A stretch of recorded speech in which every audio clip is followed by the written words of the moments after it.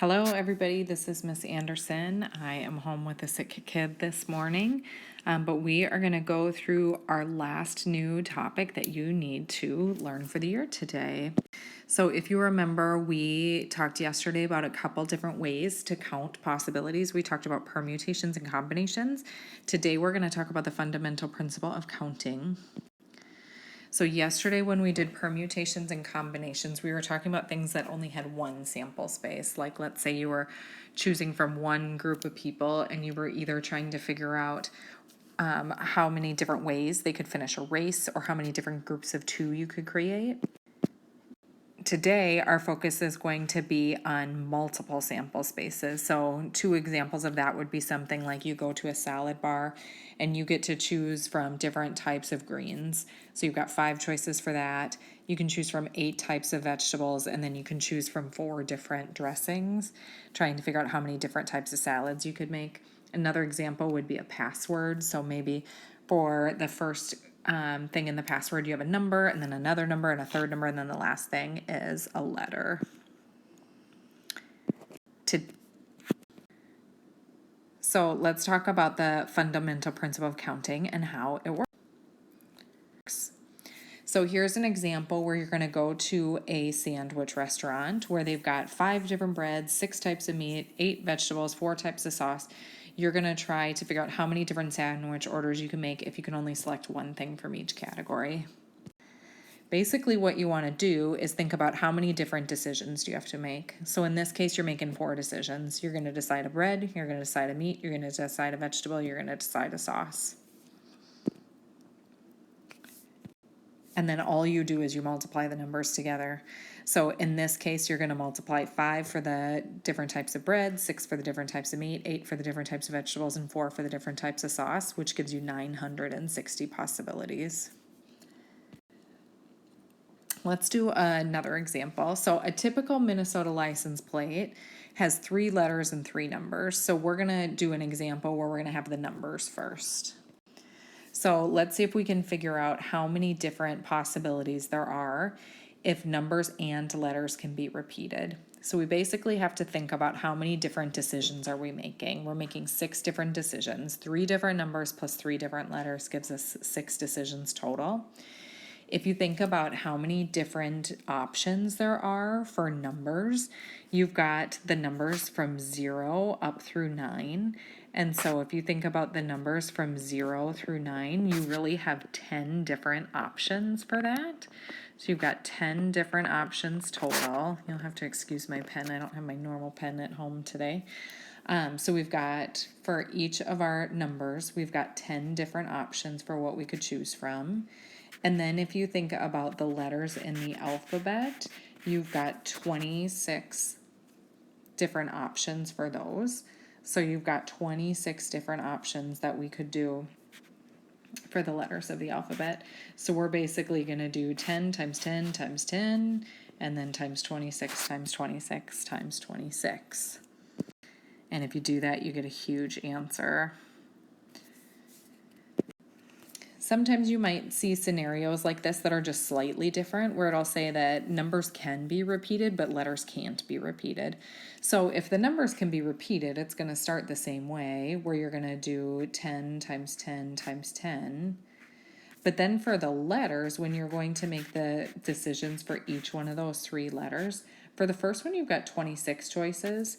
But if you can't repeat the letters, once you've already picked a letter, you only have 25 options left.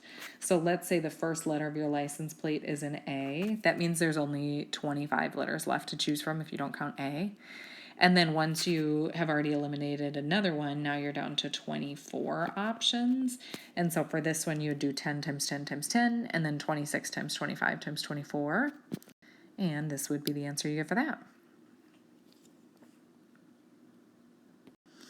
Here's a third example. Let's say numbers can't be repeated, but letters can be repeated. In this example, your first number, you're going to have 10 choices. You're going to have the digits 0 through 9. But then after you make that first choice, once you've got that first number assigned, there's only 9 digits left. And after that, there'd only be 8 digits. For the letters, this time it's okay to keep them all 26s because it's okay to repeat the letters. And then here's the last example for this type of license plate. Let's say you can't repeat either of them. That would look like this. So for the numbers, you'd have 10, then 9, then 8 options. And for the letters, you'd have 26, then 25, then 24 options. Now, of course, there's other types of license plates too. So here's another example. Critical habitat license plates are kind of specialized license plates where you start with a number and then you have 2 letters followed by 3 numbers. So if you think about this one, you're going to have a total of 6 different decisions to make again. If you can repeat both of them, it would look like this. So if you're going to start with a number, you've got 10 options for that. If you get 2 letters following that, 26 and 26, and then if you can still repeat the other numbers, you'd have 10 times 10 times 10. Let's change the rules a little bit. Let's say you can repeat the numbers, but you can't repeat the letters. In that scenario, it would look like this, where everything's going to be the same as part A, except instead of having 26 and 26 again, this time you'd go from 26 to 25 for the second letter. And then here's a third option. Let's say that you can't repeat the letters, but you can't repeat the numbers, I'm sorry, but you can repeat the letters. For this one, you'd have 10 options for the first number. You'd have 26 options for each of the letters. But then once you get to those last 3 numbers, you'd have to make sure that those go from 9 to 8 to 7. So this first initial number, you've got 10 choices. But then for the next number in the list, where you've got the 9 there, you've only got 9 options, then 8, and then finally 7.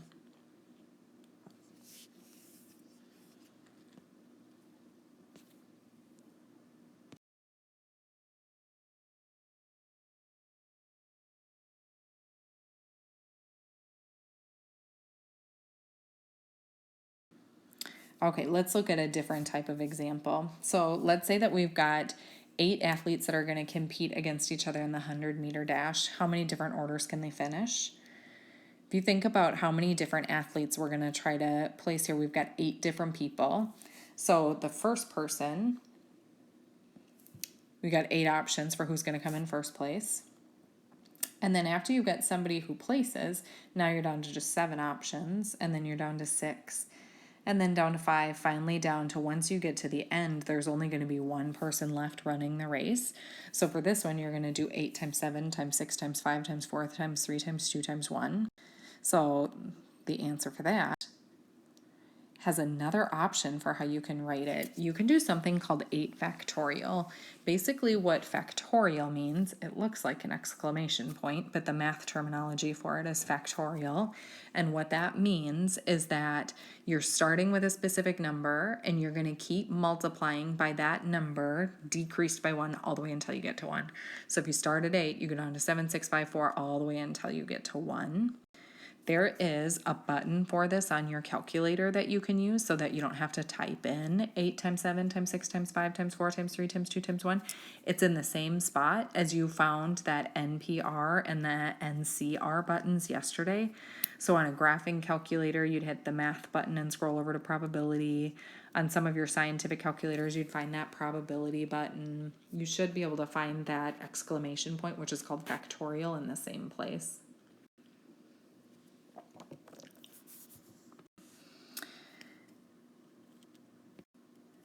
So let's look at a different example for this. So let's say Marcos is selecting classes for next year, and he's going to take these classes. He's got English, physics, Spanish, government, pre-calc, and journalism. How many different schedules could he have? When you go to schedule his first hour, you get 6 options for that. When it's time for second hour, now you're down to only 5 options. Third hour, you're down to 4 options, all the way down to 3, 2, and once you get to 6th hour, there's only 1 class left for that to be. This is another example where you can do factorial because you're starting with a number and you keep multiplying until you get all the way down until 1. So here's another example this would work well for. There's 4 questions on a math quiz. How many ways can the math teachers arrange the questions on the quiz? First question, you've got 4 options, then you've got 3, then 2, then 1. So you could do 4 factorial for this one as well. So basically the fundamental principle of counting that we've been talking about is where if there's A ways to do the first thing and there's B ways to do the second thing and C ways to do the third thing, then the way you figure out the total possibilities is just multiply those three things together. That trick is called fundamental principle of counting. Let's talk about one last type of problem that you need to know about. Yesterday we did a couple of examples where you took the letters A, B, C, D and you arranged them into pairs. Today we're going to do something similar, but we're going to use the letters M, O, M. So if you think about all of the different ways that you can arrange these, it might be tempting to think about this like a permutation like we did yesterday. You might remember yesterday we did the example with the word light. So there's 3 different letters in the word mom. You're choosing all 3 letters. And so if you type that into your calculator, you get 6 ways. But if you actually try to list out all the possibilities, look at what happens. So you end up with some repeats here. So since there's 2 letters that are the same, some of the options end up actually being the same thing. So instead of 6 options, really, if you cancel out the repeats, you're down to just 3 unique ways that you can spell out the word mom. So let's talk about how you're going to deal with situations like that where you've got something that's being repeated. Since you've got 2 letters that are being repeated, so in this case, you've got the M's that are being repeated, what you need to do is divide out the number of objects factorial, the number of objects that are being repeated factorial. So here's what this would look like.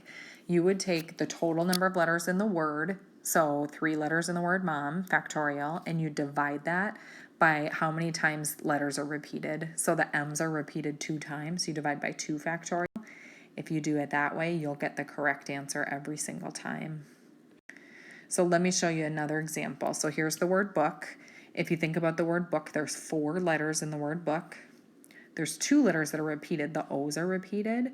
So to do this one, you would do 4 factorial divided by 2 factorial. And then let's do a longer word. Let's do the word Mississippi. So first thing that I would do is count up the letters in the word Mississippi. So if you count up the letters in the word Mississippi, there's 11 letters. And then you need to try to figure out what letters are repeated. So this time you can see that there's more letters that are repeated. So you've got I's that are repeated, you've got S's that are repeated, and you've got P's that are repeated.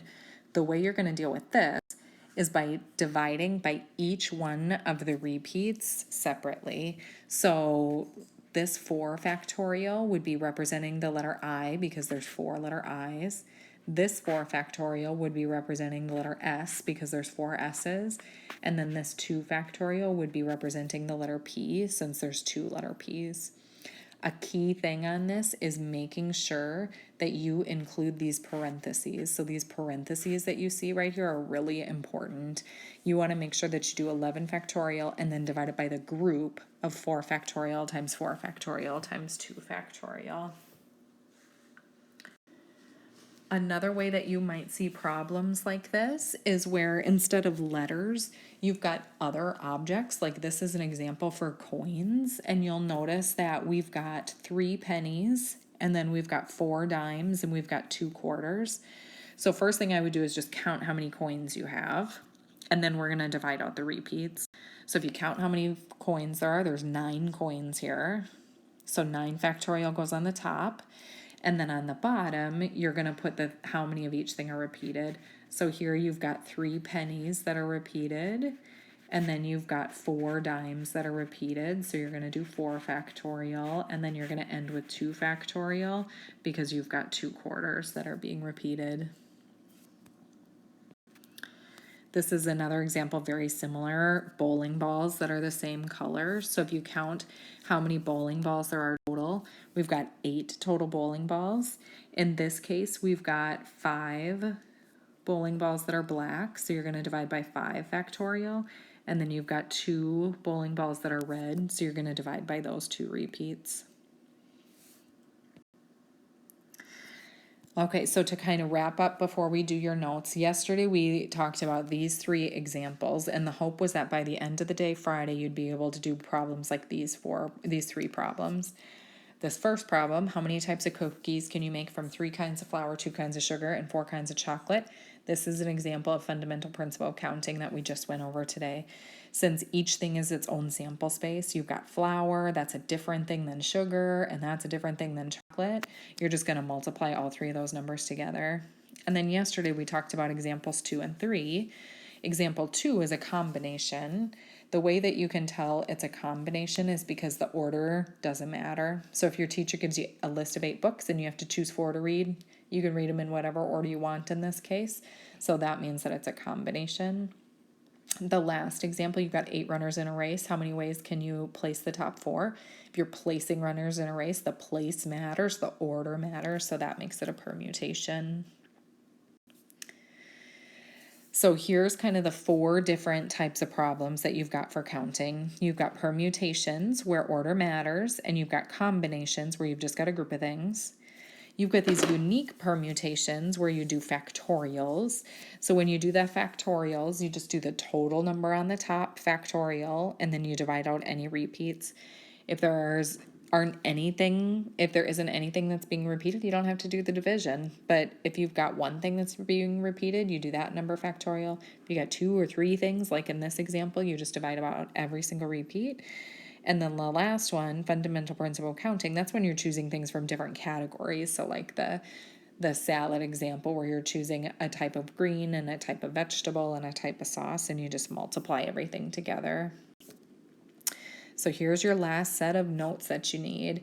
After this, you should have your notes totally filled in. If you have any gaps in your notes, please check the homework assignments. The notes are attached to every single homework assignment. After you click that start button and open it up, it's going to give you the notes that you need. So here's the notes for fundamental principle of counting.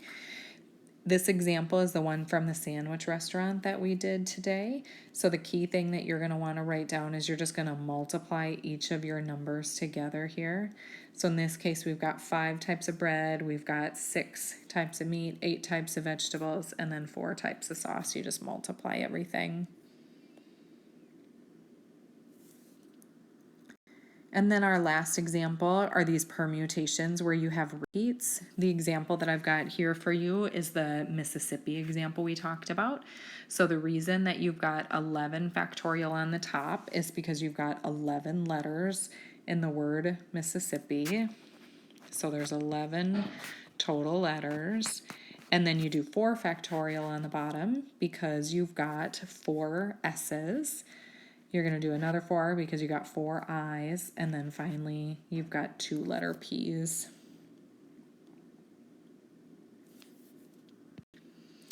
That's it. You've got the rest of class to work on your homework. Remember that you've got your last formative quiz of the year on Monday. That formative quiz is going to cover expected value, permutations, combinations, fundamental principle of counting, and then the factorial problems where you're dividing out the repeats. Hope you have a great weekend and hope to see you Monday.